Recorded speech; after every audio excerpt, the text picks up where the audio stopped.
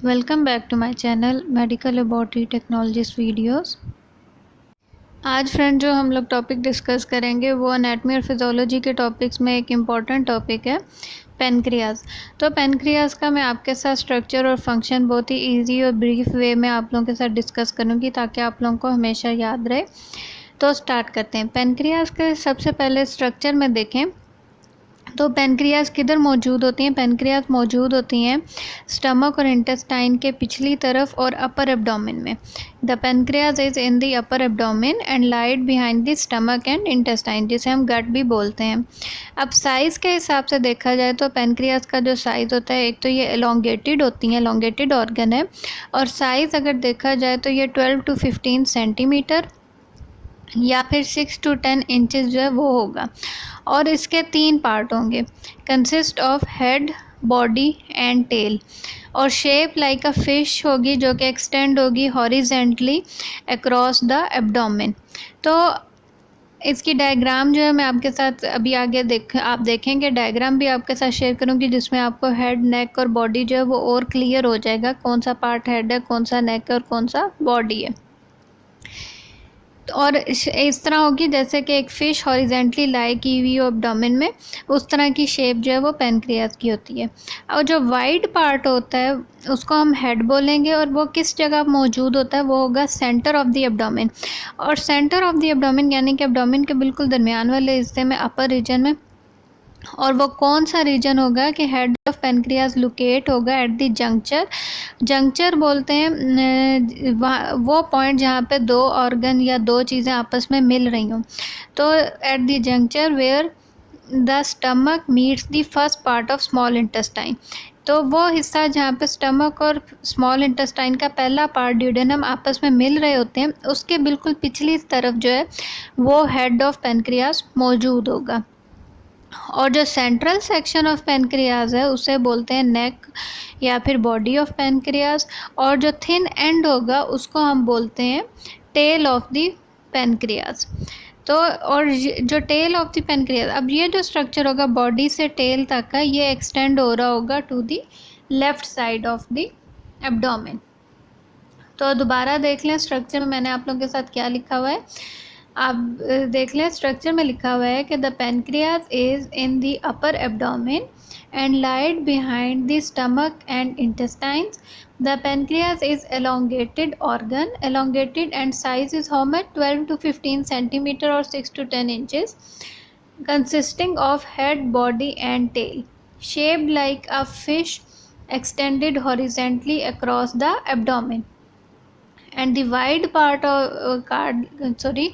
the wide part called the head of the pancreas is positioned toward the center of the abdomen.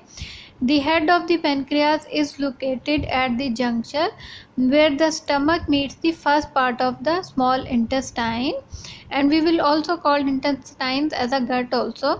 The central section of the pancreas is called neck or body, and the thin end is called the tail, extended to the left side of the abdomen. तो ये तो हो गया structure.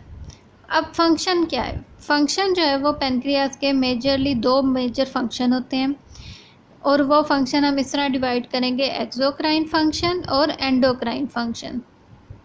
तो 1 bye 1 जो है वो discuss करूँगी। सबसे पहले जो आ जाता है वो आ जाता है एक्सोक्राइन फंक्शन। अब एक्सोक्राइन फंक्शन को सबसे इजी वे में समझने के लिए इतना आप जान लें कि एक्सोक्राइन फंक्शन में क्या होता है। एक्सोक्राइन फंक्शन में पेनक्रियाज जो है वो कंटेन करता है एक्सोक्राइन ग्लैंड, और वो ग्लैंड क्या प्रोड्यूस करेगा, वो प्रोड्यूस करेगा एंजाइम्स, और वो एंजाइम्स जो हैं वो हेल्प करेंगी डाइजेशन में। लेकिन वो एंजाइम्स किस जगह जाके हेल्प करेंगे डाइजेशन में, वो एंजाइम जाके इंटेस्टाइन्स में जब वो पहुंचेंगी तो वो हेल्प करेंगी डाइजेशन में। अब वो एंजाइम्स कौन कौन सी हैं, वो एंजाइम्स हैं ट्रिप्सिन, काइमोट्रिप्सिन, एमाइलेज और लाइपेज। और ये भी है कि ऑलमोस्ट जो है वो 90% ऑफ पेनक्रियाज जो हैं वो डेडिकेट होते हैं मेकिंग डाइजेस्टिव एंजाइम्स। और ये एंजाइम्स जो है वो किधर बन रही होती हैं, ये बन रही होती हैं एसिनार सेल्स या एकिनार सेल्स, इनसे हम बोलेंगे ACINAR, एसिनार सेल्स जो कि पेनक्रियास के अंदर मौजूद होते हैं, ये सेल्स जो हैं ये एंजाइम्स को प्रोड्यूस करेंगे। और ये एंजाइम जो है आगे से क्या करेंगी, इनका फंक्शन क्या होगा कि ये हेल्प करेंगी break down of protein, fat, carbohydrates into smaller particle, ताकि इंटेस्टाइन जो है वो न्यूट्रिएंट्स को एब्जॉर्ब कर ले और बाकी वेस्ट को आगे एक्सक्रीट होने के लिए भेज दे। तो एक्सोक्राइन फंक्शन में पेनक्रियास का मेजर काम क्या होगा, मेजर काम ये है, और ये भी याद रखें कि 90% जो पेनक्रियास हैं, जो फंक्शन है ऑफ पेनक्रियास, उसमें 90% जो फंक्शन है वो है एंजाइम्स प्रोड्यूस करना। और ये एंजाइम्स जो है हेल्प करेंगी digestion of carbohydrate, protein, fat. अब ये मैंने एंजाइम जो आपके साथ बताई, ट्रिप्सिन, काइमोट्रिप्सिन, एमाइलेज और लाइपेज, इसमें से कौन सी एंजाइम जो है वो किस चीज़ की डाइजेशन में हेल्प आउट करेगी, ये अब हम आगे देखेंगे। उसको देखने से पहले एक दफ़ा आप स्ट्रक्चर ऑफ पेनक्रियास की डायग्राम को देख लें, फिर बाकी लेक्चर जो है वो स्टार्ट करते हैं।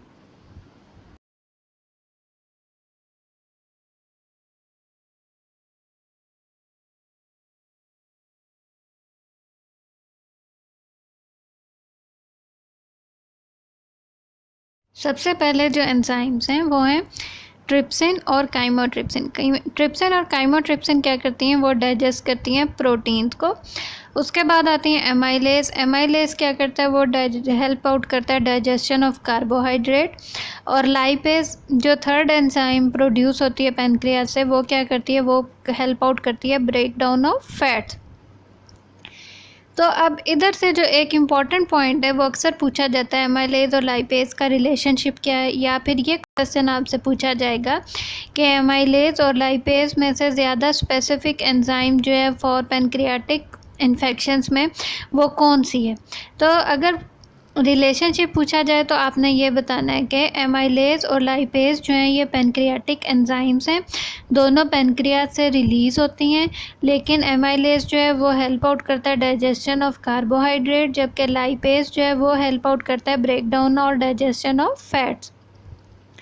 और अगर पूछा जाए स्पेसिफिसिटी का, तो आपने बताना है कि लाइपेज जो है एलिवेटेड ऑफ लाइपेज लेवल जो है वो ज़्यादा स्पेसिफिक होते हैं to the pancreas then amylase level, क्योंकि लाइपेज लेवल जो है वो तकरीबन हाई रहते हैं फॉर 12 डेज़।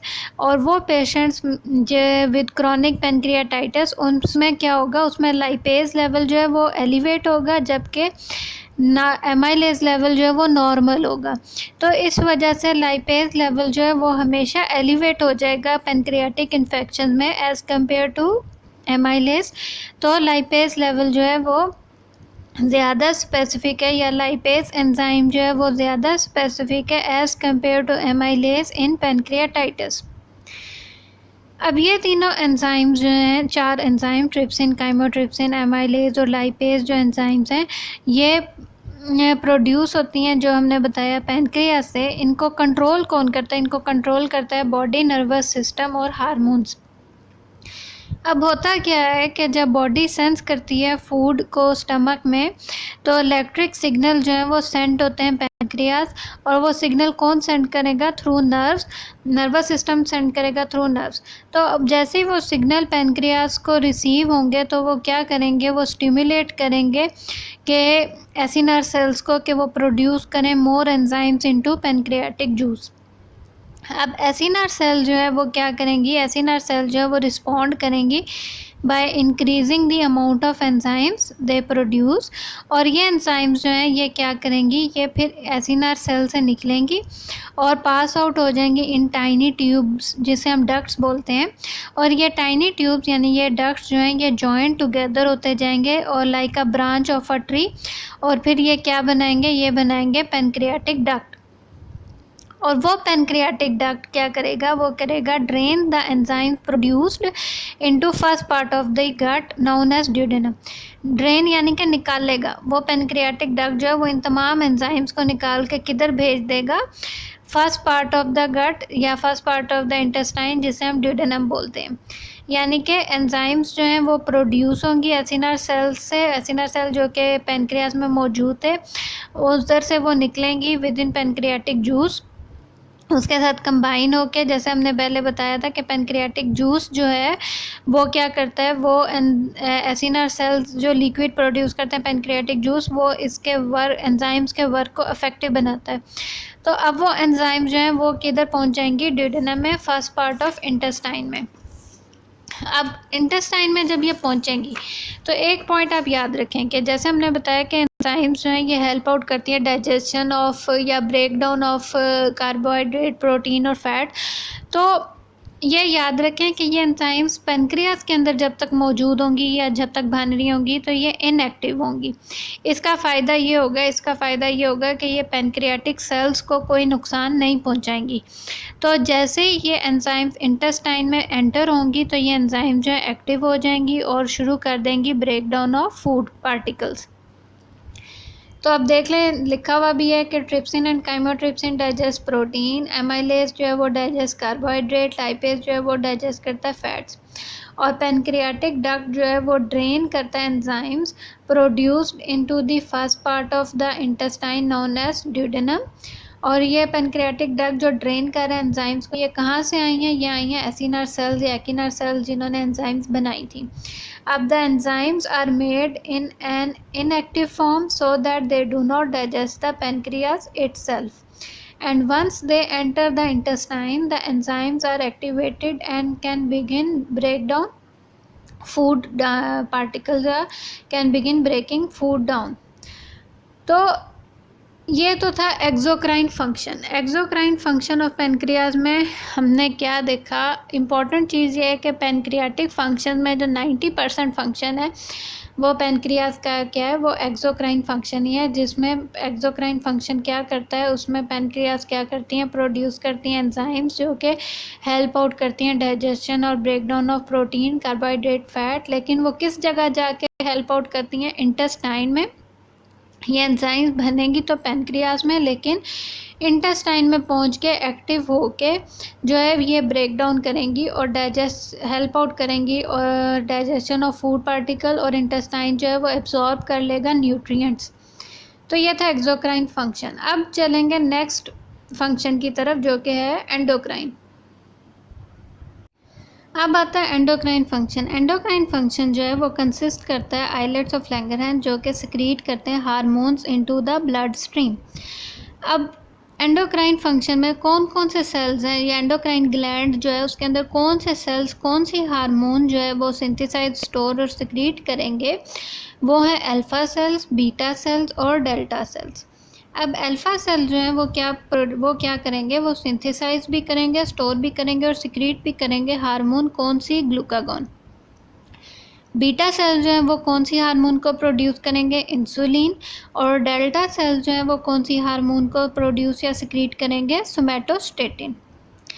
अब ये इधर से जो है इम्पोर्टेंट पॉइंट मैं आपको बताती हूँ कि इंटरव्यूज़ में और MCQs में आता है कि पेनक्रियाज के जो एंडोक्राइन फंक्शन है उनमें अल्फ़ा सेल्स कौन सी हार्मोन प्रोड्यूस करते हैं और बीटा सेल्स कौन सी हार्मोन प्रोड्यूस करते हैं।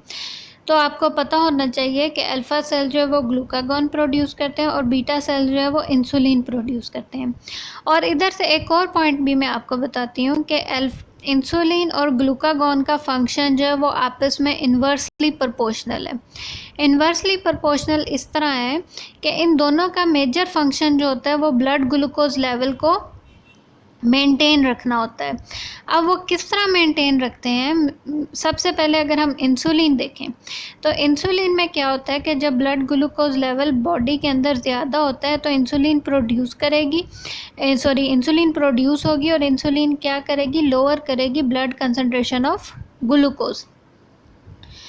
तो और ये फैसिलिटेट करती है ग्लूकोज की ट्रांसपोर्ट अक्रॉस प्लाज्मा मेम्ब्रेन। और इंसुलिन आल्सो एनहांस करेगी ग्लाइकोजेनेसिस के प्रोसेस को, और conversion of glucose into fatty acid जो है वो भी इंसुलिन के थ्रू ही एनहांस होगा। और इंसुलिन वो पहली हार्मोन है जो आप याद रखें जिसका फुल स्ट्रक्चर जो है वो डिटरमिंड हुआ है।